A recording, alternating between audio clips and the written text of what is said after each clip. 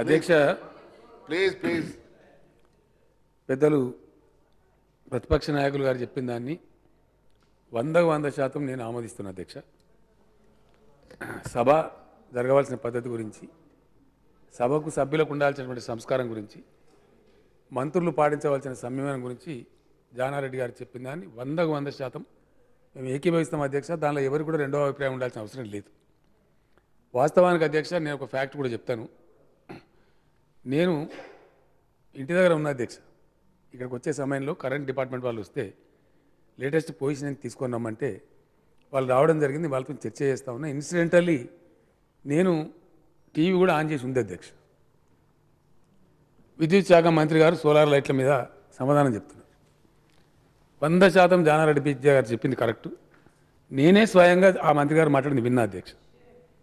ఎందుకు విషయమండి ఇది? ఎట్లా గీతారెడ్డి గారు, మీరు సీనియర్ మినిస్టర్,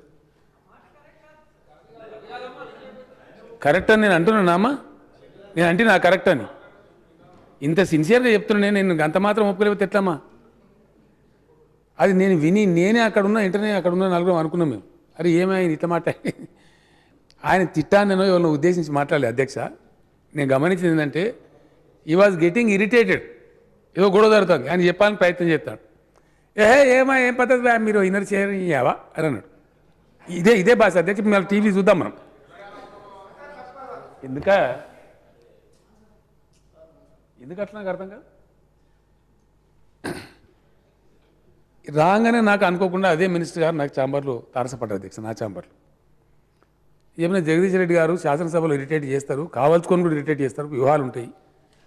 అట్లా ఇరిటేట్ కావద్దు నువ్వు అని చెప్పి నేను చెప్పిన అధ్యక్ష. దానికి ఆడ ఉన్న మిత్రులు 5-6 కూడా సాక్ష్యం. 100% జానారెడ్డి గారు తమరు చెప్పింది కరెక్టు. మంత్రుల్లో ఉన్నవాళ్ళు చాలా బాధ్యతగా వివరించాలి, చాలా సంయమనంతో వివరించాలి, నిగ్రహాన్ని కోల్పోవద్దు, చాలా జాగ్రత్తగా ఉండాల్సిన అవసరం ఉంటుంది. 100% మీకున్న అనుభవాన్ని బట్టి మీరు చెప్పినారు, అది డెఫినెట్గా ఫాలో కావాలి. నేను కోరుతున్నదల్లా ఒకటే అధ్యక్ష, నాకు రెండు మాటలు దయచేసి. దానికి కూడా పెద్దలు జానారెడ్డి గారు పరిష్కారం చెప్పాలి. అడుగు తీసి అడుగేస్తే అవినీతి ఆరోపణ అధ్యక్ష. మొన్నెవలో ఆయన జిఆర్ సామాన్ని ఆయన పడి వచ్చిన పాపం. ఆ అంశమే మాట్లాడుతున్నామండి.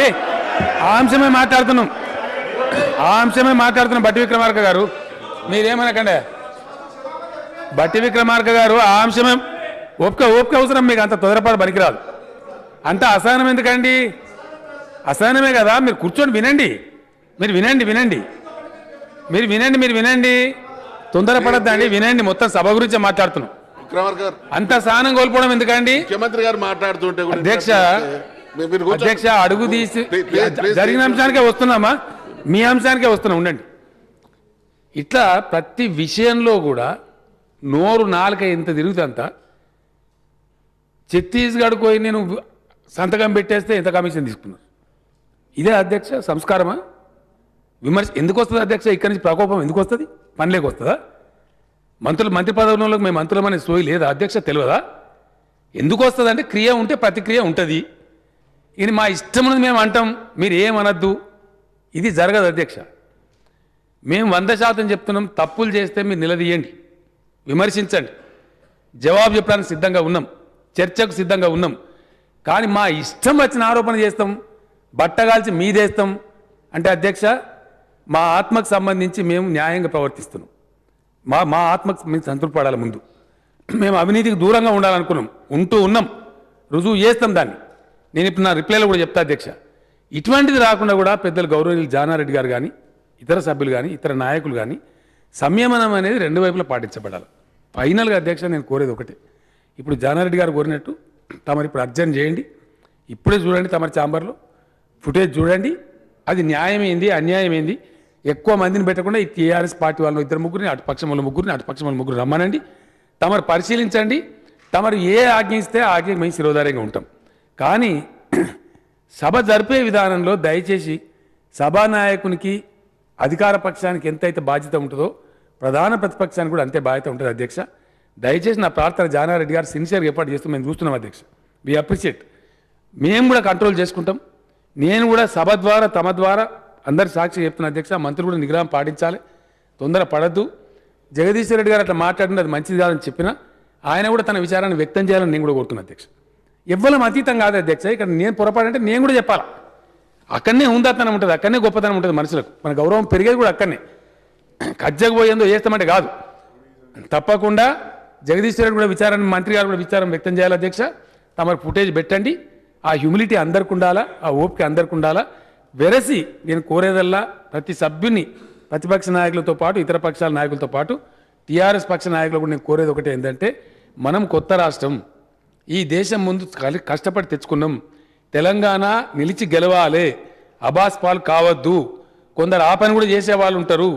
తెలంగాణ శాసనసభ్యులు శాసనసభ నడుపుకోలేకపోతున్నారు అనేటువంటి ఒక దిక్కుమాలిన బాధన మనకు రావద్దు. నేను చేతులెచ్చి ప్రతి ఒక్కరు నమస్కరిస్తున్నా అధ్యక్ష. ఆ సంయమనాన్ని మాత్రం మనందరం పాటించాలి. తెలంగాణ రాష్ట్రాన్ని దేశం ముందు, జాతి ముందు ఇది ఒక గొప్ప రాష్ట్రం నిలబెట్టే బాధ్యత ఈ సభలో ఉన్న ప్రతి సభ్యుని మీద ఉంటుంది అధ్యక్ష. మన విభులం కూడా ఆ సోయి విస్మరించరాదు. తమరు అర్జెంట్ చేయండి. పెద్దలు ప్రతిపక్ష నాయకులు గారు కోరినట్టు వారు చెప్పిన దాంతో నేను 100% ఏకీభవిస్తున్నా. విద్యుత్ శాఖ మంత్రి గారికి అవకాశం ఇవ్వండి, ఆయన విచారం వ్యక్తం చేస్తారు. ఆ నుంచి తమరు అర్జెంట్ చేయండి అధ్యక్ష. వెళ్ళి ఫుటేజ్ చూడండి.